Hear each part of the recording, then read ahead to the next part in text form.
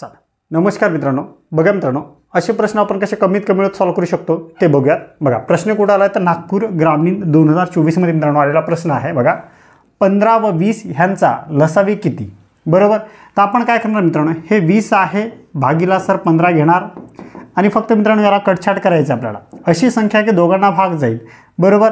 5 चूक तर सर 20, बरोबर।